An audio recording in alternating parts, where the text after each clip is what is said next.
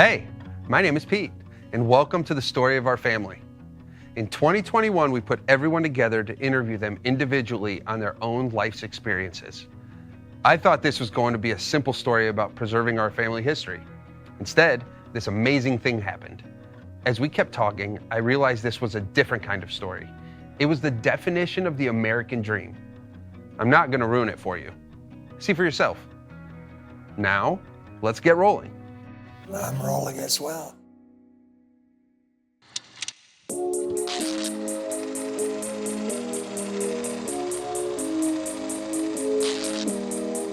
Walking on a dream. How can I explain? Talking to myself. Will I see again?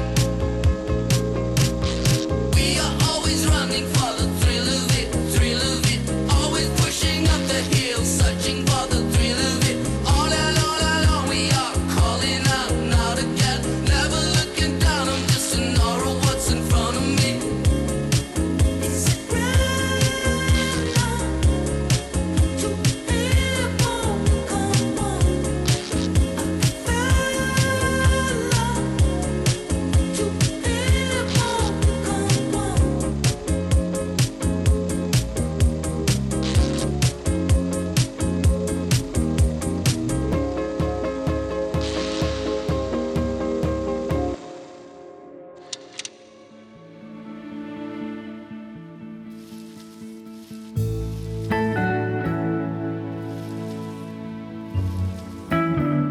Families are like branches on a tree. We grow in different directions, yet our roots remain as one.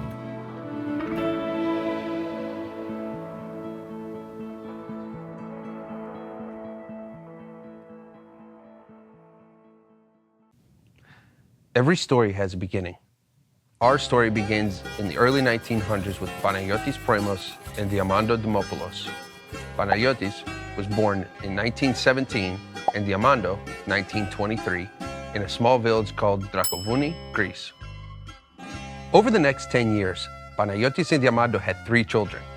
Kosadinos, born 1948, we call him Gus. Andreas, born 1951, that's Andy. And the baby, Evangelos, born 1955. People call him Vange. I call him Dad. I remember where I was born in a house. All 3 of us were born in a house. A small village, probably maybe 150 houses. You milked the goats, you fed the animals, collected wood for firewood and cut. We didn't have no water at the house. We had to go far away to get it. We'd go with the betters and the donkeys, and probably took you an hour to go get the water and come back. And it depends how long you had to wait if somebody else was in front of you.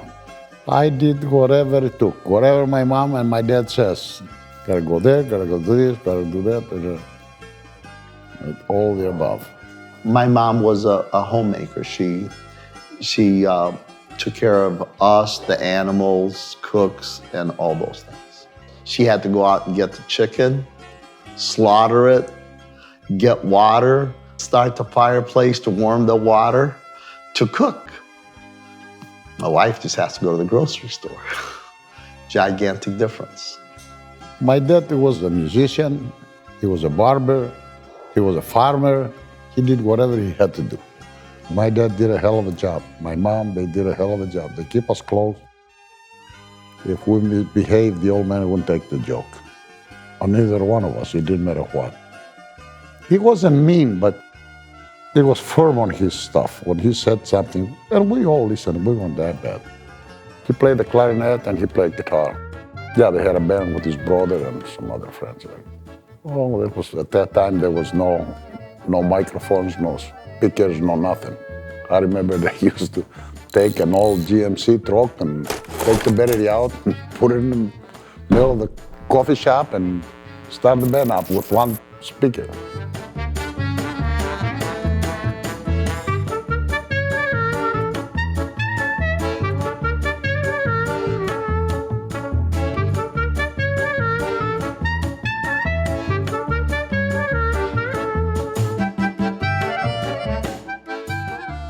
never had a new pair of shoes because I always had to get my older brother's shoes.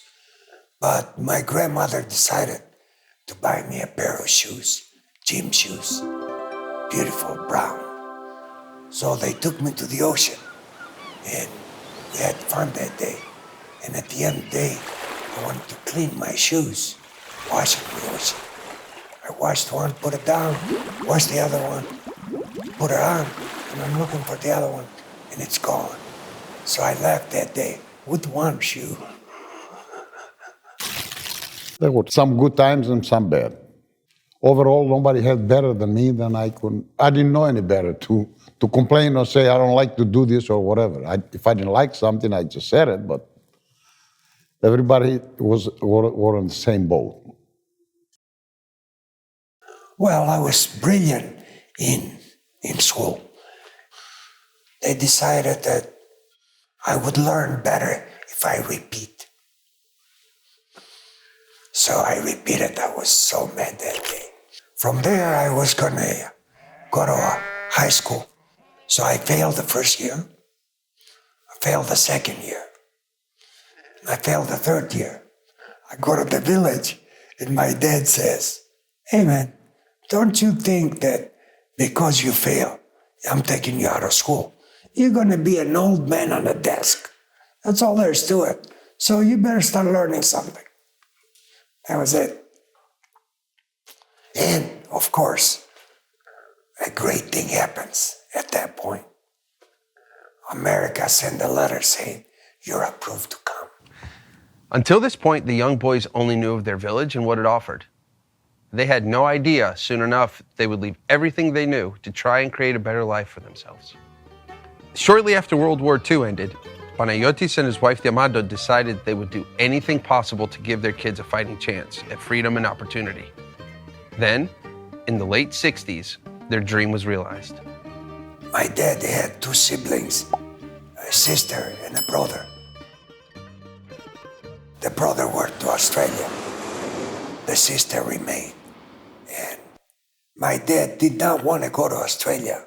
He had the opportunity to either go to Australia or Canada because after the war, they were allowing people to come in. But he wanted to go to America. So he always planned on going to America. It had not worked out so far. So one day I get home and my dad is crying the blues because he felt his ticket to America was gone because he read the newspaper. John F. Kennedy was assassinated and he thought his dream was over. A few years later, his brother in Australia, Sydney, Tripon, he was in an automobile accident. A car rolled with 4 musicians about 150 feet down the hill. The 3 walked up, and the 4th one was my uncle, my dad's brother. He passed right away. We were, the Greek traditions, we like to keep the religion and things, but we assimilated. We wanted to be Americans. My dad wanted us to be Americans. So that worked out very well. My father said there's no reason for us to go there because the widow is going to have a hard time herself. The last she needs is more people. So my uncle, my mother's brother, brought us to the United States. In 1967, the 3 boys packed up with their parents and headed to the airport. Unfortunately, not everyone made it. A week before they left, there was a political upheaval. Gus, at 20 years old, was forced to enter the military and defend his country. Panayotis stayed back with Gus to try and get him out of Greece, but it didn't work. So it was set to come, my mom, my dad, and the 3 children, Gus, Andy, and myself. And the dictatorship fell, and they took over. My brother Gus was right at the 18 years old where they take it for military. So they sucked him up in the military. My brother Andy and my mother came, my father stayed behind to see if he could help bring him. And then once he realized he was in the military, then my dad came like 6 months later.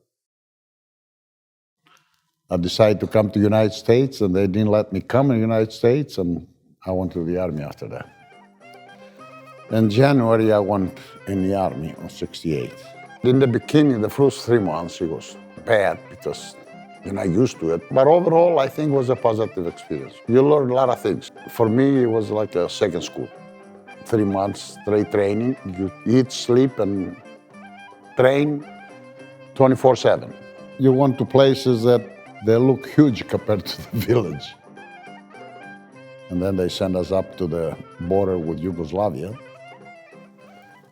And I was there for another 7, 8 months. And then they sent me on the other border, on the other side, to Albania,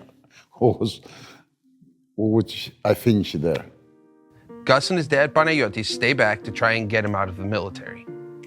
The Amando takes Andy and Vange and heads towards Gary, Indiana. Imagine being 14 years old, and in one day, you leave everything you've ever known, you get in your first car, then your first airplane, then fly across the ocean to a country you've never seen before, with a language you've never heard. It's heavy. Me and Vange and my mother came to the U.S. first in April '67. And then my father came in December of '67. And my brother Gus came in June of, I think, '70. Me and my mother and my younger brother Vange were coming with TWA. My mother said, "Hey, I need some water." So I went in the back and I got her some water and I came back. So when we landed and everything, they asked my mother how the trip was. They said it was great. Thank God Andy knew enough English to give me water. So, but I went back there and I said to the woman, "Give me some water." It's now 1967, a week after the original plan to leave as a family. Although it was not the way they imagined their immigrant story, they stayed persistent and headstrong. We moved into Gary, Indiana, 429 Jefferson Street in Gary, Indiana. The only people we knew was my uncle, which was my mom's brother, and that's who we stayed with till we got on our feet. My uncle had immigrated, never went to school, worked in the steel mills, and and then he opened a laundromat and did both, and he was the one that got us in. We lived with him for about 6 months. I thought it was a dream when we got here. We were like, in my village, we had dirt floors, clean dirt floors. And then I came and everything was carpet, like stories of glitter and stuff. It was unbelievable. I couldn't believe I was here. When I look at my dad, I look at and think of my dad of having the hindsight to understand that there was no real opportunities for us, and took the position at 55 years old to come to this country, and with no language, no support system, and the respect of knowing what he's going to find and making that decision. My dad got a job, and then we got our own apartment, and we went to school, and we just lived on our own and went from there. At that time, we were old enough that they sent you to a special education. Actually, it was called a DP class, Displaced Person class, and then that's where you learn English. They try to teach you English quickly, so they take one of the normal public schools and they take all the immigrants and people and they try to teach them English. But from there, once you learn enough English, then you go back to, at that time, my brother went to high school. I went to high school also, actually junior high. I think school was hard because we had a language barrier. Even though we could communicate, it wasn't really English, like to go from 3rd or 4th grade English to 9th grade, it was just hard. We know what Gus was doing those 3 years. Meanwhile, Andy found his first job at McDonald's in 1967. After advancing to a night manager position, he hired Vange to work there too. Over the next few years, the two boys got a crash course in structure, organization, and a strong business sense. Minimum wage was like $1 an hour. And basically you start at the bottom and he kept working. And I think we were there about 2 years, and Andy left a little bit before me. Then right after that, I think I became an assistant manager, night manager. But it was a way to make a living, a way to eat, all those things that we normally take for granted today. Part of that was, you'd never been in real restaurants. You only had house cooking. We wish you'd have that today every day. But that was part of it. That was really good. They taught us motivation. They taught us structure. The food was good to us. I mean, we really loved the food. And we got some extra money. While Andy and Vange did start at the bottom, they developed the skills they would use later in life to fulfill their American dream. At this point in the story, we are 3 years from their first trip on a plane. Vange and Andy had been working and learning to speak English, while Gus was freshly out of the Army and preparing to leave for the States. Well, my dad sent money for me to come to the United States. I think it was $500, which was big money for that time. It was enough for the ticket plus. But I didn't want to come. Well, I took the money and I started partying. And I blew the money and says, I'm not going. Well, his mother wouldn't take the joke. The old lady, they sent the money again to my grandmother, and she took the tickets. She paid for the tickets. She wouldn't give me the cash. The only thing they got me to do, because it was family here, to try it, but always in mind to go back. I did it because I just had to do it, not because I wanted to come. It wasn't that bad because I came at a house that they had my mom and dad and my brothers. The only thing that bothered me when I first came, because those two were going to school, they speak English, and when they speak English, I thought they were hiding from me something.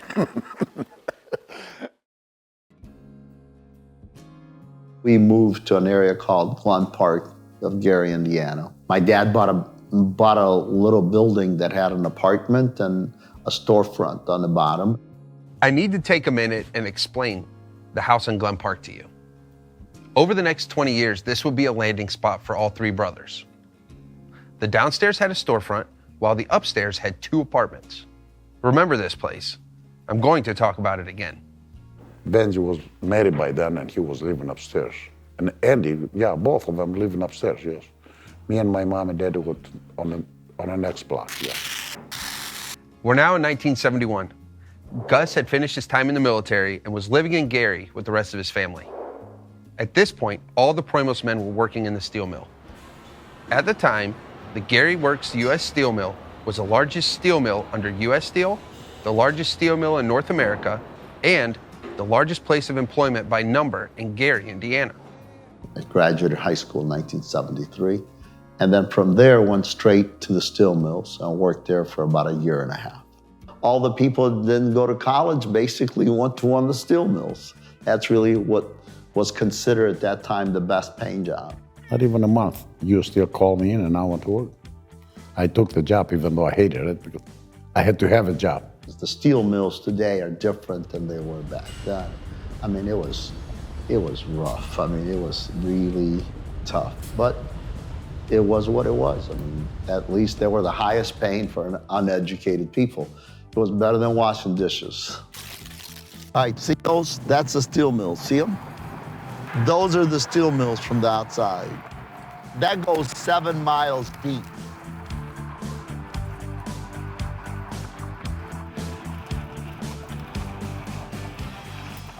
We used to drive up here, and it would park the cars back there. There used to be 35,000 jobs in this steel mill. It's now down to about 1,500.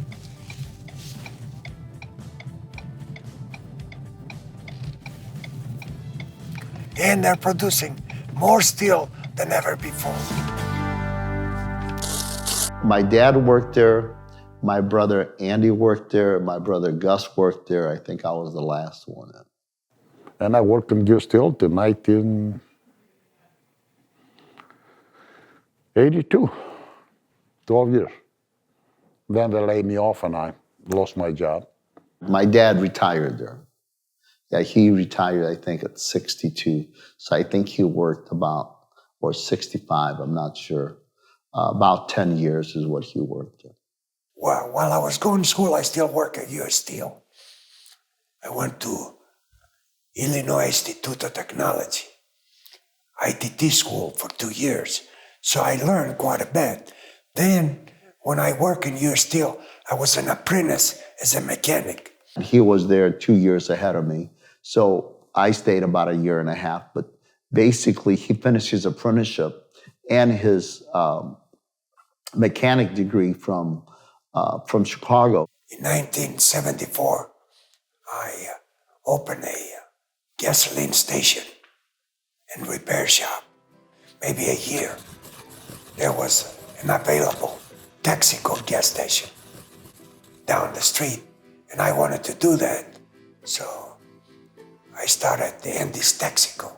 He's the one that had the foresight of creating our own business and going from there. So, you know, one of the accomplishments was that the family stuck together. And basically, you know, my brother Gus worked in the mills, you know, and when Andy decided that, you know, he got the education and there was an opportunity to open a gas station, rent one, and be independent for yourself, then, you know, Gus helped with money, my dad helped with money, and then as soon as she got started, then I resigned like within 6 months later, and I went to work. So the two of us got into the gas station / repair business.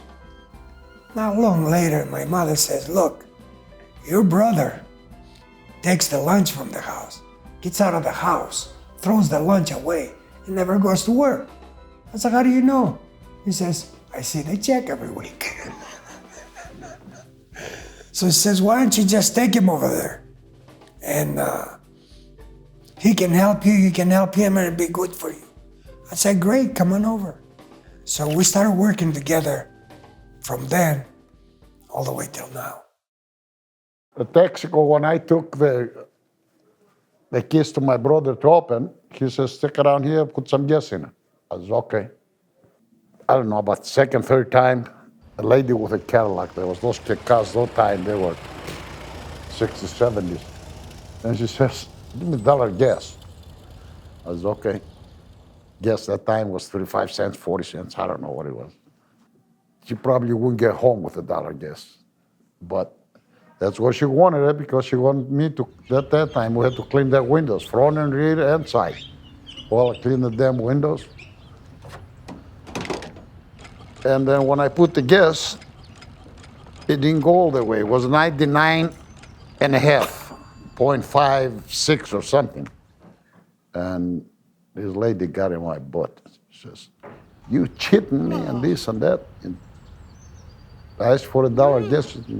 I says, okay. And I go over there, pop the thing, and it just went 3 pennies over. Then when I got pissed off, I let her go, and I walk in my brother, and I give him the keys, I give him everything. And I says, you can keep your goddamn garage and everything else. I says, I'm not coming back. And I never went back in the garage. I never worked in the garage after that. At those type of businesses, you do everything. At that time, we pumped gas. Andy was more the mechanical. I did oil changes. So it was me and him that really worked. That was the total workforce. It wasn't like we had employees or anything. We were creating a job for ourselves. The Texaco station was similar as a dealer. You had to have, they wanted a certain image. Part of that was it created structure. The bathrooms, windows, jump out being uniform, completely painted to look clean, even though it was an old building. So in somewhat, that was our training. So when we did go in business for ourselves, we pretty well followed that. So in 1975, also Pete came to work with me at the gas station. In 1975, Pete Mateos, this guy, started working at the Texaco station after school hours. There, he met Andy, and they became fast friends. Let's head back to 1959, when Pete was born in Kalymnos, Greece, and learn about how he became part of the Proimos family. Yeah, I'm Pete Mateos. Came from Kalymnos in 1972 to U.S. I was 12 years old with my family and my one sister and my parents. Started school right away in a special class, introduced English language, and at the same time started working at a gas station with another Greek owner as a part-time after school. School bus will drop me off at 3, he'll take me home at midnight. That went on for 7 days. I met the Andy Proimos during that time, and in 1975, a couple years later, he opened a Texaco gas station, and I joined him, and we worked together. At that time, I had to quit school and was a full-time, working as a mechanic along with Andy. And of course, his brother Ben joined us a little time later, maybe a year. So I learn, and then I teach Pete. And once I teach Pete, I did not need to know anymore. He knew everything at the. This guy picks up just like that. Everything he picked it up.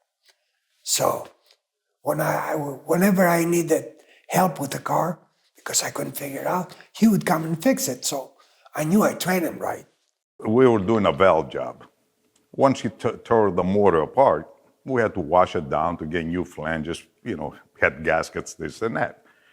Well, in order to wash the pistons and, the engine, we go outside at the pump, put a little bit of gas in a canister, and then with a brush, we'll clean the motor before we start putting it back together. Well, Andy came up with this idea that he had the fuel pump line disconnected from the carburetors. So if he would crank the motor, it would be like a spigot, just pushing fuel out and then direct it where he wants it. But he forgot there was a starter with sparks. So as the gas flow everywhere, I hear this explosion. And he was sitting right on top of the motor doing that stuff. Hair, mustache, everything, ears, everything burned. And we had a sink that didn't work for years, clogged up, overflowing with grease and soap and washing hands and everything. He took off, took a dive right into the sink to put the fire. He was all gassed up. Ear was burned, nose, mustache, everything was gone. Another time, we're in the fights, so we're not talking. So we're working next to each other, but not talking. So I diagnosed a car, and I told him, I said, it needs a timing chain. He comes up, he says, what kind of mechanic are you? How did you diagnose that? I said, just from the sound of the engine, how it spins. He said, let me show you the proper way. So he opens the hood, takes the air cleaner, lights up a cigarette, and leans over the carburetor with a cigarette. Normally, if a timing chain is good or the engine's in good order, it has a suction. If it's out of time and it pops, it coughs, it backfires, as we say, and all that. So he leans over, and I'm holding the ignition key, says, on my contact. As soon as I cranked it, the carburetor just spit out the fire. He's leaning on top of there was the other mustache, the other side of his mustache, ear, everything, right back to the sink. Contact. Poof. So he stayed at our house quite often. And my dad thought that he was a good boy. And he says, you can be my son. And everything. My mother was not happy with that because she felt that he had a mother and father. You don't need him. But he says he can be with me, part-time son. He's been part of the family from the day we met him. So he has contributed in many ways. Whenever something was wrong or we needed something, he was there, always, always. It means that he's a good person. He's a very loving person. And I love him as well. And so me and Pete and Ben were like the three musketeers Vince knew everything. Pete was a great mechanic, but I taught him everything he knew. Your uncle tried to put in one of those lifts, Andy. We didn't have the money to pay for installation. It was a first brand new lift. We had expanded the 2-bay gas station. They had a few bays, and we wanted to install a couple of lifts. At that time, it was like $200 for the professionals to come in and install. Not Andy. We're mechanics. We're professionals. We're going to install it. I said, okay, you ever done it? No, I never done it. Okay. We started, we drilled the holes, set the post, the 4 posts, and now it was time to get the ramps, and install them on top of the post. Well, it was brand new floors, wet. So we got legs spread, pick up the beam to lift it. When he tried to lift it, I was on one side, he was on the other side. When he lifted, his legs crossed. His fingers got crashed with the beam. I'm on the other side laughing. I don't know what to do, to close his legs, to get him out of the pain, to get his nails. Another time you see his one finger, it was like this, stuck in one position. He will point. It's all your fault, but the finger was pointing. It was like a U-turn. He had ideas like that all the time. But Vince has got all the diplomas. He never worked on a car in his whole life. But if you look historically, he always got the diplomas. As the best mechanic, the best repair shop, the best everything. So that was a great time we had those years. Yeah, at that time, we were working with Andy, long hours, trying to survive barely. Bench joined in. He gave us a boost. And then Anna came in and organized us a little bit better. Heck, she even gave us a cash register, which we didn't even have until then. This is Ana Podias. Most people call her Ana. I call her Mom.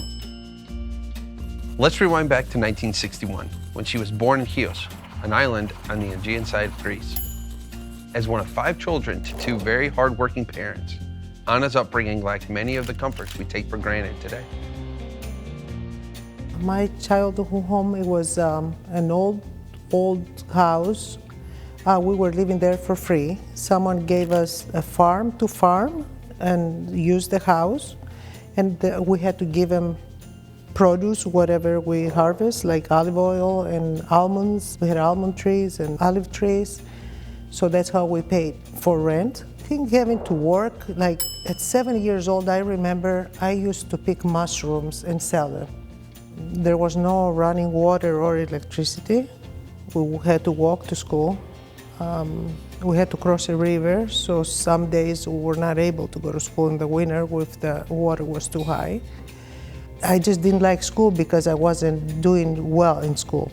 I was like above average, but I think if I had help, I would have been better. But I just didn't like school. So I lived there until I was 12, so it was hard. My dad was, he worked construction because he had, you can't depend on the farm. And my mother was a housewife. She had a very hard life because there was 5 of us. They were trying to give everything to everyone, like us, the neighbors, their parents, everyone. Stories between Ana and the Proimos family seemed to mirror one another. Once Ana realized her life was headed in a direction she didn't want, she got up and changed that direction. She found a way and fueled herself with hope. The hope to uproot her whole life and forge a better path. When I hit 16, I said, I'm going to go to America. So I came with my mother because her parents were here. So no, there was no other option to go anyplace else. I remember getting to O'Hare, and my grandparents, they were paging them, but they couldn't understand any English. So I remember staying in the immigration office in O'Hare for about 3 hours before we actually got together.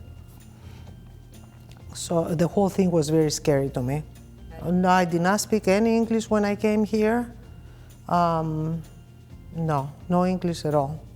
My aunts and uncles were here, on my mother's side of the family, and they were the one. I stayed with them when I moved here for a few months, and then my brother came right after me. So I came in July. I came July 7 of 77, lucky sevens. And my brother came in November, Thanasis. We call him Tom. Working at the shops, I learned English. Like going to that class, I learned some, but I went to high school for a year. Didn't learn much, but most of English I learned at the shops. My first job was washing dishes at the restaurant. And then after that, I got a job at a factory making coils for electronics. So we just make coils. And then we moved into a fancy garage. We had no heat. We had rats. The stove didn't work. The refrigerator was always frozen. It was one room divided in three. One little living room, one bedroom, because I slept in the bedroom, my brother slept in the living room on the sofa. The garage that we stayed, it was a rental house on the one side, and the guy who owned that house owned the garage, and then Vange was right next door. So actually the neighbors were trying to fix me up with Gus, because Gus was single at that time and he was the oldest. So, but Gus was loud, so I could hear him yell, and I'm thinking, nah. But then Vange came out one day and I met him, and well, he never left after that, so. She was the girl next door. So her house was like a garage converted into like a small apartment.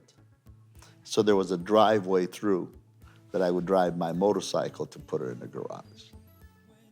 So that's how we met. So back then, if you asked a Greek girl to go out, you better be ready to marry her, because there was no dating and then breaking up and any of that. So the guys had to be sure they wanted to go out with that person, because it's almost like an engagement. It was that serious back then. And we're talking 50 years ago, 45 years ago. So he said, how about if we get married? I said, well, I have to ask my brother. My brother says, well, I have to call my father. They finally said yes. Tell you how good of a sport I was. I took her to the jewelry store and let her pick her own ring. So we go to, what was it, J.B. Robinson at that time? So we go there and he says, just pick whatever you want. And I said, I was asking for prices. I didn't look at anything. I was just asking. I knew she was going to pick a cheaper ring than I was going to. So the one ring was like $800. I said, no, it's too expensive. But we ended up getting that ring. But that was probably the cheapest, not the cheapest, but yeah. So we went together to the jewelry store, and like I said, I just put it on. That was it. So how about that? I told you the Glen Park building was important. Look at these two. That's my parents.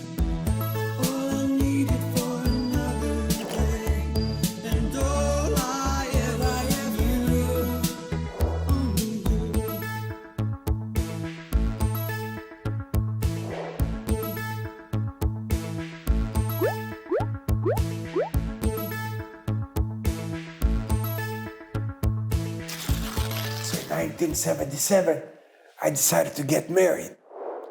And I don't know if you guys probably don't know, but in 1977, it was the most snow it ever poured in Northwest Indiana, ever. It was God's way of giving me a signal. I did not get it. I did not get it at all. So I went ahead and about 15 years later, I got a divorce. I had one son named Peter, great child. So I moved out, and I was running around, crying over spilled milk, so to speak. Finally, my brother said, hey man, your mother and your father want you to move in with them. So one day I decided I'm gonna listen. Usually I didn't listen. Listen, I go in, my mother's big dinner, big doing. We had a great dinner, and it was good. I stood up and proclaimed to them that the reason I have problems is you and you, my mom and dad. And their face dropped to the floor. But I said, don't worry, I'm gonna move back in and allow you to retrain me properly the second time. Of course, I moved in and never moved out. It's true. Andy moved back into his parents' house in 1977, and for the rest of his life lived with his parents. Is anyone else wondering what Gus was doing during those years between 1970 and 79? Let me tell you. Remember that Glen Park building storefront? Gus took that thing over and quit the steel mill to make some cash.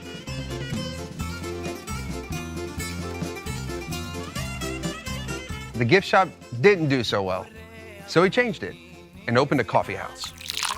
The only thing they didn't do there was sell coffee. This was a place men could hang out and play cards to pass the time. Night games are where Gus really made his living. Another time, that coffee house was busted, but it wasn't the right timing because that much gambling was going on. They were hiding everywhere, in their pockets, everything, their shoes, underwear. Because whatever money was on the table, the cops would take it. So they got a taste a couple times from taking the money, you know, so they were regular visitors. So we had a guy on standby watching out of the storefront, seeing when the next raid was gonna come. But everybody, as soon as they hear the raid was gonna happen, everybody was putting money in their underwear, in their shoes, their hats, handcuffed, you know, everybody straight to jail.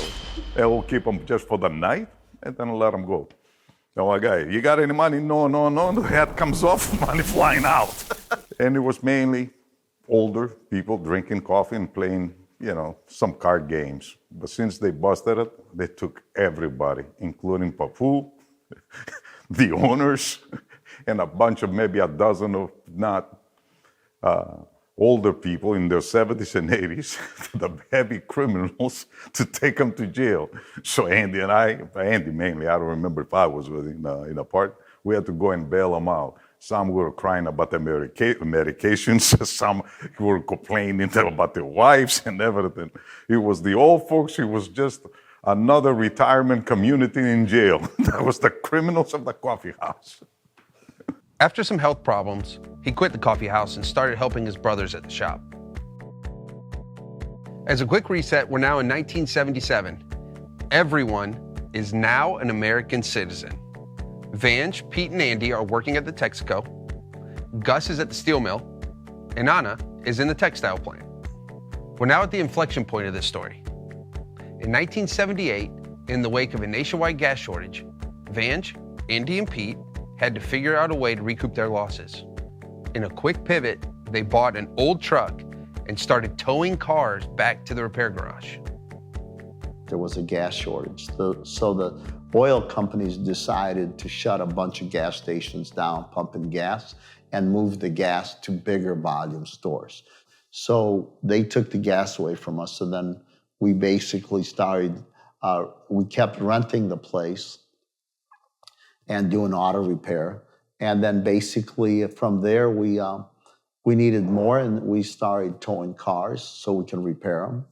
And then from there, we got into where the police requested tows. And the reason for that, we were on 3 major highways and people would break down. So we did it, you know, to get that business. So we were on a 24/7, 365. Vange was extremely fast with tow trucks, always, you know, a lot of energy, running constantly. So he had this habit.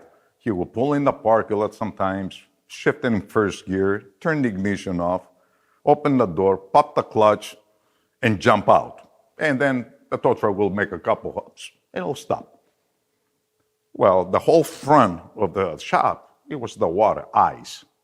Here he comes in flying. Before I had a chance to wave him, I said, be careful or anything.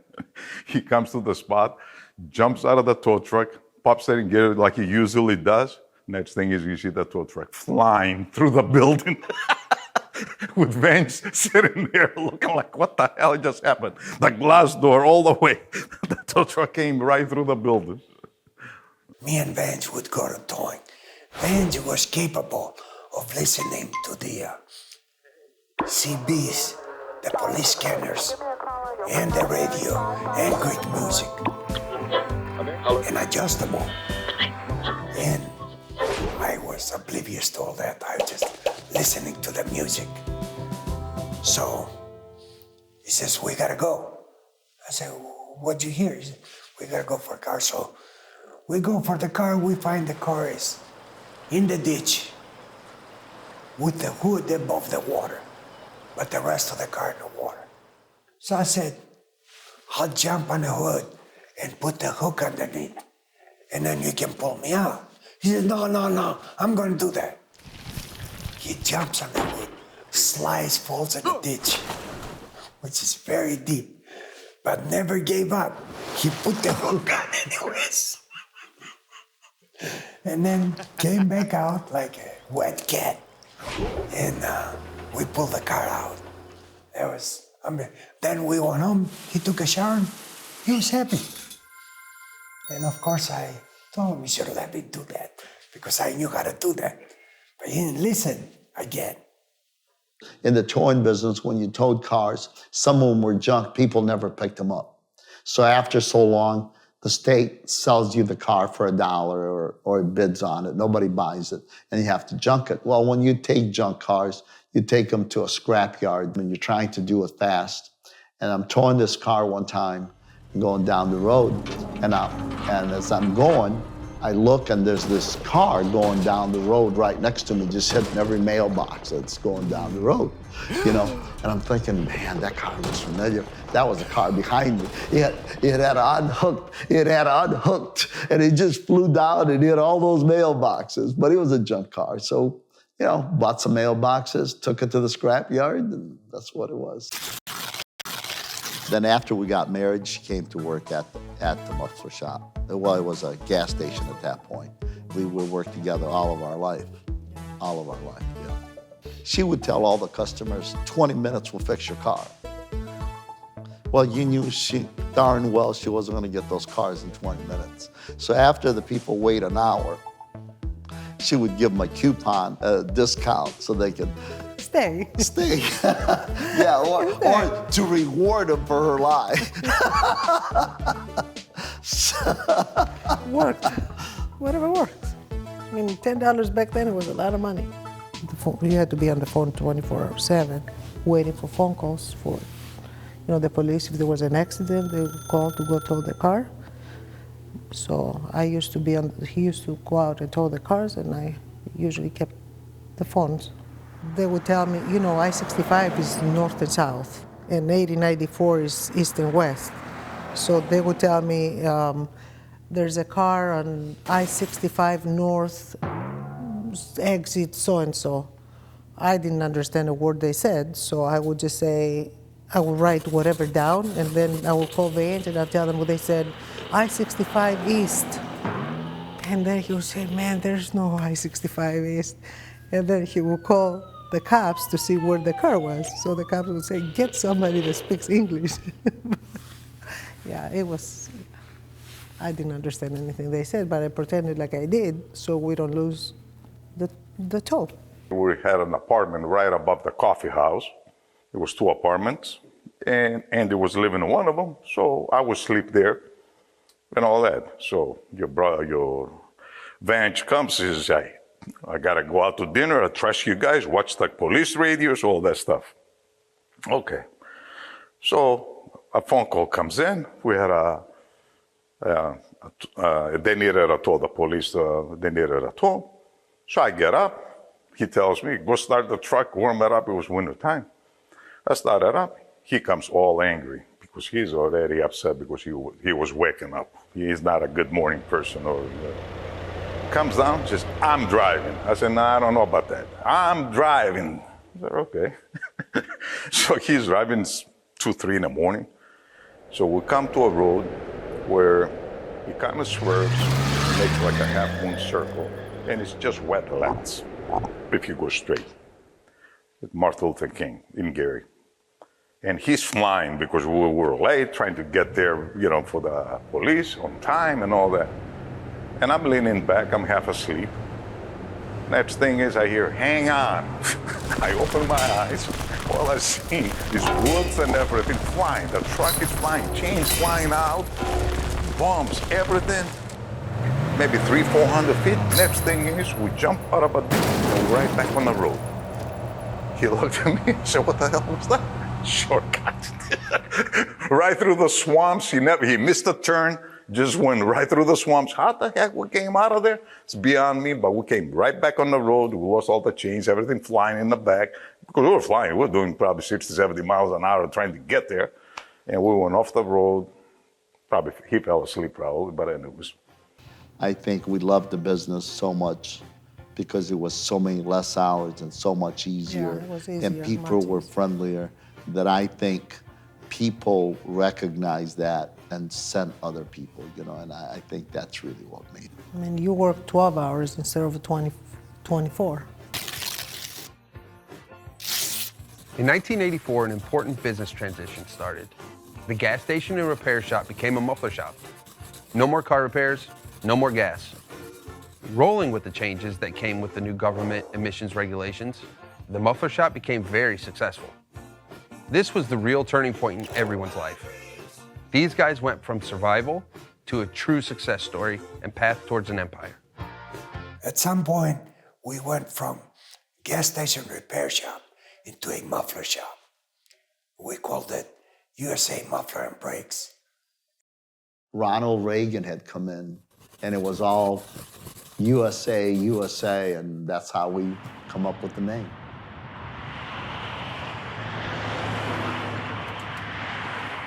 Once I figured out that we can make money with mufflers, I decided I'm never gonna open the hood of another car. So I took all my tools, put them in the middle of the floor of the garage, took the torch and cut them to 1,000 pieces. And then, while I was at it, I had a cabinet, a 4-drawer filing cabinet, which I kept in there all my debts, people that owe me money, because I would give credit to people. I just didn't know any better. So I took that out to the middle of the floor, cut it all up, and forgave all that money. And then I never gave credit again to anyone. I'd rather do it for free than give credit. And from there, things started smoothing out. Mufflers were very profitable. We went from working 7 days a week, 7 to 11, to 6 days a week, 8 to 6. What? We got like, yeah. We were on vacation. There was no job. And then the goal was to open a second one, so then both of us can have one and we can have a good amount of money, and then we can go from there. And then that grew to substantial stores. We kept going with it.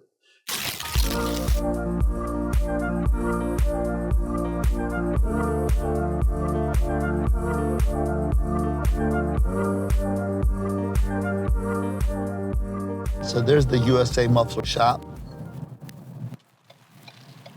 So to give you an idea, the original building was this 2 bays and that office. And then we added that side and we added that side. This is the first time Vange and Andy have been back to their first shop in over 20 years. You can see their hearts are still in that place.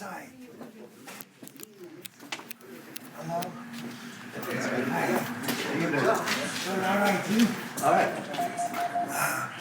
This is all the repair facility. They fix cars every day out here. They know what the hell they're doing, I think. Follow me through the passage. This building is like the pyramids. There's a lot of corridors. Watch your step.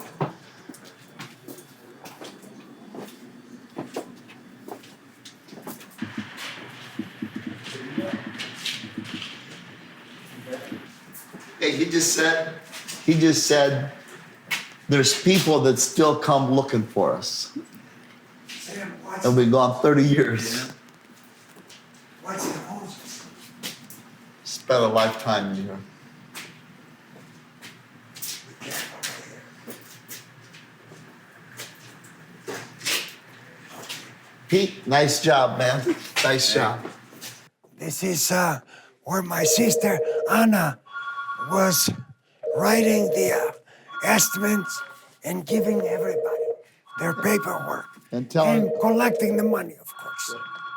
And telling them it's going to be 20 minutes. Yes, yes. In September 1984, Gus married Sue. They have two beautiful daughters, Deanna and Sophia. I was working in a restaurant, the same restaurant that they came into all the time to eat, as a hostess in my summers in college. I was there, and he would come in all the time, conveniently find out where the girls and I were going after work, and would show up at that bar. And then the rest is history, I guess. Oh, I had the nerve from day one. It took a while to say yes, that's all. But other than that, it was easy. It worked out all right. I was easy. It was easy. Yes, yes. Yeah. We were dating, what, 2 years? 2 years before we got married, yeah. I was going to propose, but it didn't come out that way. I don't know. We've been dating for a while. I think it was more like, okay, are we gonna do it or aren't we going to, right? And then if we are, let's get on with it, right? Actually, when he gave me the ring, he was in the hospital. He had a car accident, and they found an irregularity in his heartbeat. And so they hospitalized him, but he had the ring. In my pocket, and I gave Yep. it. So when I went to the hospial to I see him, don't even then he gave me remember the some ring. of this Well, stuff. that's how romantic he is. Here, I've got this for you. 36, we'll go on 37 years. We just passed 37 years. It was 37. Oh, 21. Well, shit. I was counting 2020, yeah. 37 years. Probably 88, 89, we're taking a vacation with Andy. And we decided we're gonna talk Papu, Mr. Baikos, Mr. Proimus, to join us. He had never visited Greece since he left, which was probably in the late 60s, late 60s from the village. So it was his first trip back to Greece 30 years later, or 20-some years later. We finally talked him into it, but he told us he needed some time to do some preparations, to buy some gifts for everybody at the village and all that. Okay, so finally the day came, showed up with a suit, a raincoat, and it was middle of the summer. Thinking, hey, are you dressed kind of heavy? We didn't thought much of it because he always was a very slick dresser. He always liked his, his suits and everything. So we didn't thought much of it. Jumped in the plane. He would never take his coat off or nothing. We got to the landed in Athens. We're going through customs, all dressed up. He's sweating. He won't take a coat off or nothing. Finally, we get out of the customs. We had to get a taxi to go to the village, like a 6-7 hour drive. So as soon as he gets out of the airport, gets in the taxi, he takes his coat off. And his whole arm is full of watches from top to bottom.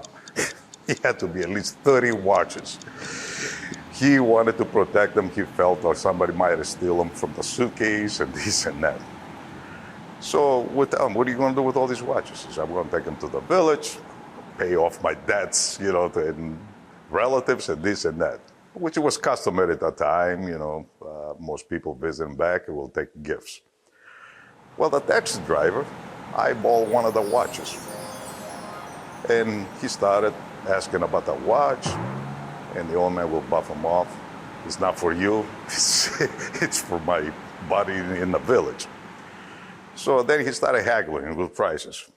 Now, he bought most of these watches, I don't know, maybe 10, 15 bucks at Kmart and all these places. It wasn't anything. So the guy started haggling with him. Now, on a 7-hour drive, they started, I'll give you 10 bucks. Nah, I'm not giving them to you. 10 minutes later, go back and forth. Man, I'll give you 20. No. We're sitting in the back. Now, this went on for hours. Finally, the price got up to $100-some and a free ride of the taxi that he negotiated for a US $100 bill. He would take us to the village. The guy was waiving the 100 and give him 120 for a $10 watch. We push in the chair behind him, and scoot him and say, give the damn watch. The guy, 7 hours, the guy's begging. The price double, triple. Well, he was not gonna budget. And the more he was saying no, the more the taxi driver wanted it. Finally, he never even gave it. He says, no, I got this watch. I'm gonna give it to my friend so I can pay my debts off. Whatever debt he was talking about. So we had that conversation, 7 hours. If we're gonna sell a watch out of 30, he never gave it up. He was sticking to it. Vance was trying to tell me how to put a muffler on. And he's never put a muffler in his life. So where the car's up on lift, there's a muffler there. And he says, here, let me show you. He grabs it, turns, burns his hand. I said, you should listen to me. You should not do this. I think USA muffler shops that we owned was like 16, but we had like 25 locations because we had what they call automotive malls. So you look at those. So we had a tire store, a car wash, an oil change, and a muffler shop. So the goal was then to go to the next level and become a franchisor, to keep building these muffler shops and then franchise them out. No matter what the problem was, Vance would tell the customer that there's no problem. One day, guy walks up to him and says, so Vance is talking to him, says, give me your keys, I'll get your car in and everything. And he's saying, Vance, my wife died. He said, no problem, man. The guy dropped his face, By the end of the time we fix his car, he says, Vance, yeah, there's nothing we can do if somebody dies. You're right, there is no problem. Okay. I don't know how they figured that, but they figured that out. The guy became a regular customer after that. Vance was always the rock. We knew no matter what, we're in any trouble, Vance will be there. He was the steady hand, had the structure, had the steady family, no personal issues, ups and downs, such as business stress or whatever. So he was the rock for everybody. We always can count on Vance. If I had a quarter and I had to make one phone call back then, it would have been Vance's number dialed. It was, you knew that man is going to come through you. As USA muffler shops continued to expand, the brothers noted a shift in emissions laws to support catalytic converter replacement. So, in 1990, they took their junkyard and threw a building up. They named the company Catco and started building universal and direct fit catalytic converters. Catco stands for Catalytic Converter. Genius. Then later we decided to open catalytic converters. 1990, I think, we started that. EPA laws had come into effect in the late 70s, but they had no aftermarket laws, and the catalytic converters came in. There was not a whole lot of knowledge. There were not many people producing converters or understanding what the muffler shop needed when we started out. I mean, we didn't have a whole lot of money, so we get an order, we build the order and ship it. So I went to visit a customer and went in there and said, I'd like to come visit your place. And he gives me a tour of his place, and he gives me a tour of this warehouse, and he had 3 times the amount of converters I had in stock. But of course, we always built to order because we didn't have the money to build inventory or the space at that time. So when I came back, I said to the guys, well, Mr. Jones wants to come visit, and he wants to get a tour of the place. I said, but we have no inventory. He's not going to understand. We can't. We build to order, right? And I said, so basically they said, well, what do we do? I said, okay. So when I have inventory and you got all this extra racks on the up high, build empty boxes, put labels on it, shrink wrap, and put it up there like you have all this inventory that you really don't. It worked, absolutely. Look where we're at. 1994 said, wait a minute, catalytic converters can really grow. Maybe we should be in the converter business. It's environmental, it's all that, and we could grow. And if we're gonna do that, why not supply our own muffler shops? So why not become a distributor? But if you're gonna become a distributor, you need a building. So we put a building. When we started with catalytic converters, the warehouse for the muffler shop became Catco. That's how we started Catco, all three of us at that time. And that was designed to support and supply our own muffler shop's product. Took us a little time to get going, but eventually, by 94, 95, we got going pretty good, and then expanded from there. This used to be the yard here. This is where Catco Art Store is now.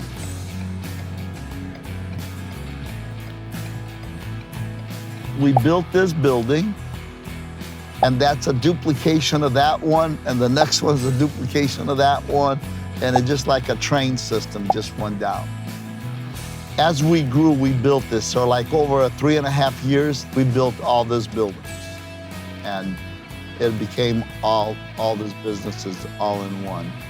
And it's about 125,000 square feet, and this is what we did.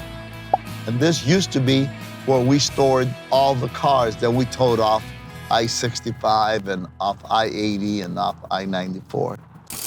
Then in 1994, we started selling our muffler shops to our employees. So we didn't sell it to all of our employees. Manager one would buy one store. These two managers would buy 2 stores together. And basically that's what we did. We took that money and used it to build up Catco. And we started out. I mean, we didn't have a whole lot of money, so we get an order, we build the order and ship it. I want to pause so you can understand the significance of what these guys did. In the span of 20 years, they went from Greece to the United States, from McDonald's to selling gas, from selling gas to repairing cars, then repairing cars to just installing mufflers, then from installing mufflers to making their own product and selling it to themselves, then leveraging all of that to build a catalyst manufacturing company from the ground up. That's not even the crazy part. It gets better. The year is now 1994. Andy and Pete were getting burnt out, both personally and professionally. So Vange, being the guy he is, told them to go clear their heads. He thought it was going to be 2 months. It ended up being 4 years. For about 3-4 years, I took a 5-year off. And me and Pete spent most of our time driving around Europe and the Greek islands. He used to give signals. His trick was any place we would go, different countries, Europe, Amsterdam, he would take a postcard, put a smiling face on it, and send it. He says, that's the signal of life. Now they know. Oh, good. We ran in a moped. Telling the guy, I said, I want a moped. He says, well, I give you 2. He needs 1. He keeps saying, yeah, I want to ride one. I keep telling the guy, no, man, you don't want to rent him one. Just 1 is fine. Finally, I tell him, okay, you want to ride it? Okay, take 1, go around, spin around the block. And if you feel comfortable, we'll rent 2 of them and tour the island. The guy, the owner of the rental bike, yeah, you got to get it. So he gets on the bike. I turn around, talk to the man, and say, fill out some paper. And I hear this commotion, everything crash. I mean, we're talking 10 seconds. The guy, the owner, pulling his hair. I turn, I see the bike going flipping. He jumps up, he's waving. I'm okay. The bike is going. There was something wrong with the bike. There was nothing wrong with the bike. He locked the front brake. And the guy looked at me, he says, I've never seen this before, man. He says, you were right. He should never ride a bike. Well, a lot of good memories traveling. We're in Greece, And we spent a lot of good times, but yeah, learning about each other, some things, and it was great. It was great. So we did that, and then the message came that Vance had bigger plans with AP, and he needed to get back to work.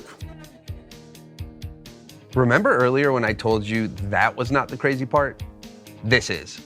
In 1998, Vance made a radical decision. He will purchase an American exhaust product manufacturing company called AP Parts. In '98, AP was one of the 2 leading manufacturers of aftermarket exhaust products in North America. Nothing complements a catalytic converter more than a muffler and pipe.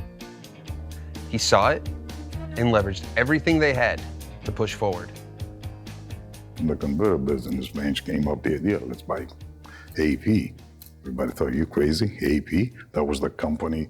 We had thick catalogs, with all the. I said, what the hell do we know about this business? Oh, don't worry, we'll figure it out. It was that attitude, just moving forward constantly. There was a consolidation in the marketplace, and AP was an aftermarket division that was really low in volume. We decided that it would be great for us to buy them, and they did not manufacture catalytic converters, and the goal was they make mufflers and pipes, we make converters, we merge the 2 companies, and we go on. Because we were buying AP for not what it was, we were buying it for what it could be. Bench called me and says, come on, man, I think we can buy this company in North Carolina, AP Exhaust. I said, I don't know, man. So finally, after a couple of hours, he got me cornered. I agreed. I agreed. So I had to go to work there at Catco, which was the catalytic converter company. So he and his family moved to North Carolina, Goldsboro, North Carolina, to run that company. And of course, I think we missed each other during that process. We bought it in May 1998. I took my wife and kids and moved to Goldsboro, North Carolina. And we grew there. My brother lived here, and he grew Catco and Aristo, and we were partners and best friends and all those things, and we grew that business.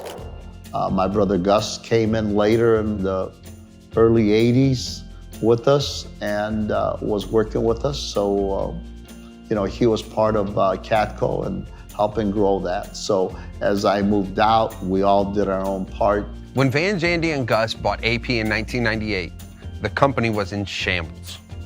It was hemorrhaging cash and looking for a savior. Through persistence and hard work, they turned that company into a thriving business. In 2004, Andy got married to Janet. They had 1 son, the Amadis, or Daco. This is my beautiful wife, Janet, of 23 years. Our handsome son that's not here right now, the Amadis, Andreas, Carmino, Proimos. They're great. So I met Andy in 1998. I got hired into the company by a mutual colleague that I used to work with. He was working for Andy and the brothers, and I went and got the job. And I met the brothers then, and we just started working, after hours on projects together. And my relationship with him just grew over the years. Started becoming a pair and got married and had a child. And I, moved in with him and his parents, and that's, been a blessing. A progression of a lot of love and respect for what he's done in his life, and even then what he did, for me and my family too.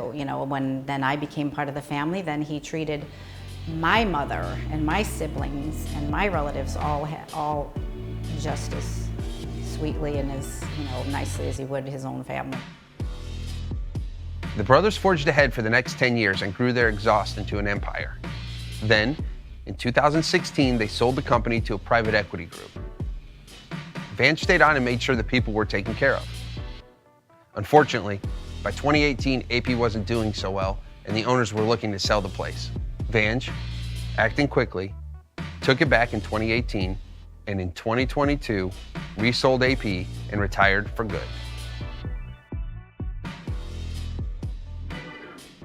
Next, we wanted to show you what it was like in a room with all three of them. Let's just say it paid off. So in the Greek culture, the number one son is the king. My parents moved to the United States.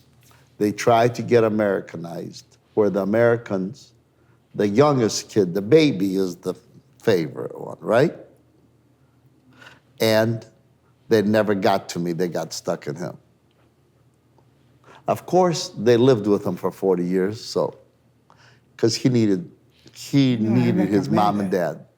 I recommend that. You guys should move in with your parents and live with them forever.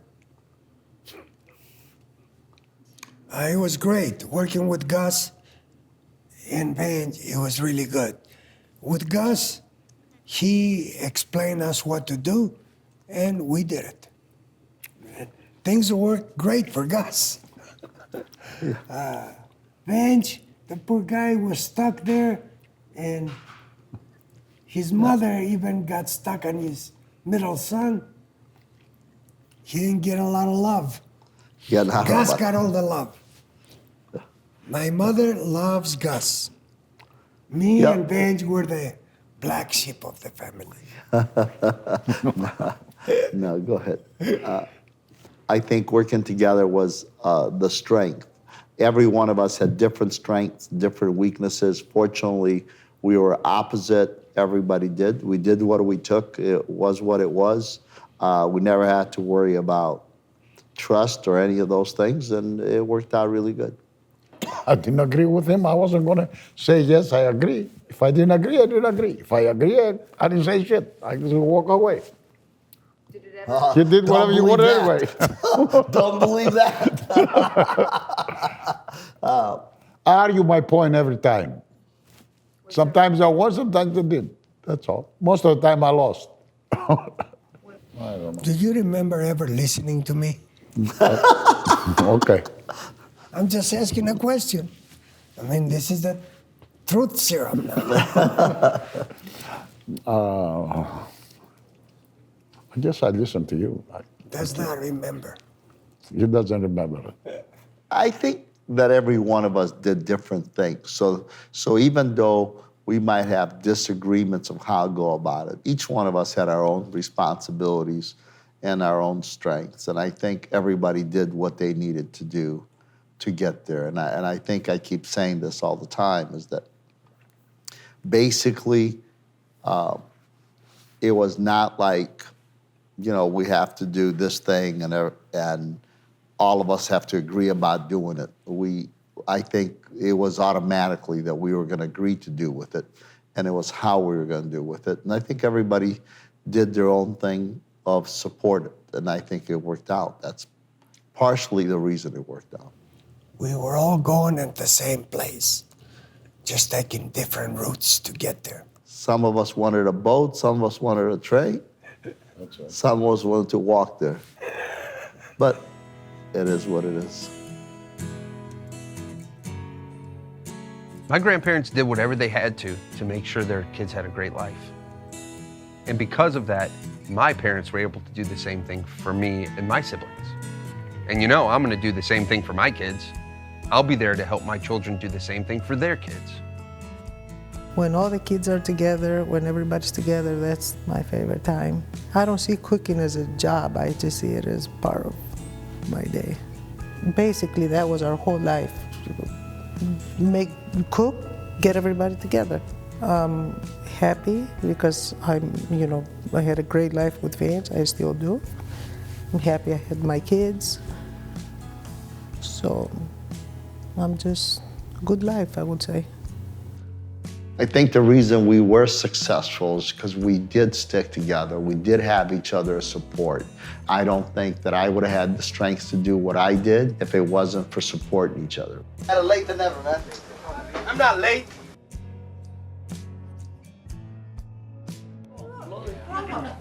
Blow them suckers. Fool.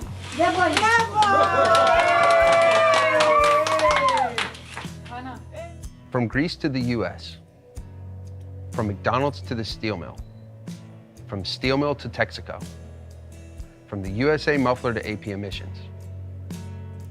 These brothers' family journey is truly inspiring, and it's my hope their story motivates you to journey towards your own goals.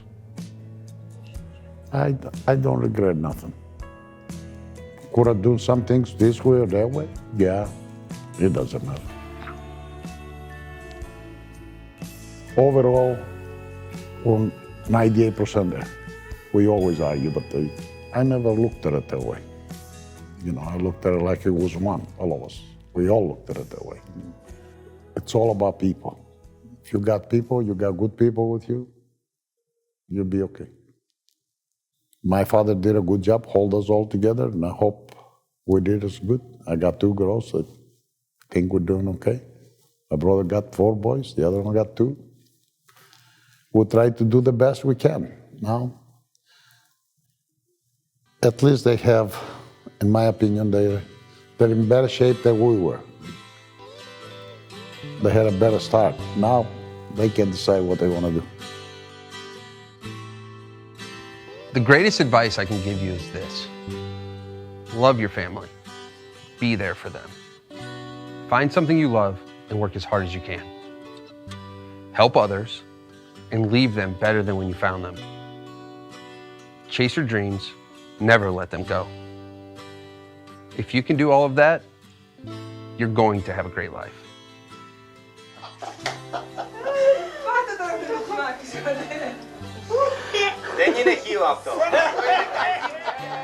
Going into a partnership with Vance was the best thing I ever did, because it turned out to be perfect in every sense. Adventurous. It was definitely adventurous, and it was challenging, and it was satisfying. Those are the 3 words. It was definitely an adventure. Yeah. All family members interacted in a very positive fashion. Unbelievable, very exceptional. These are all exceptional people. This is an exceptional family. It's like America is an exceptional country. This is an exceptional family.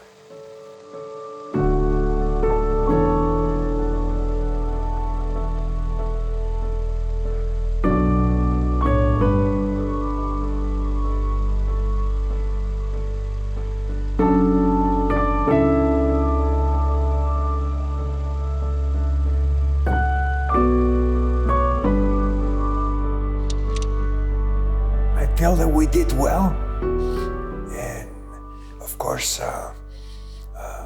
I'm now under medical care, and my time on this earth may be limited, but I feel very satisfied with my life and with my friends and my family.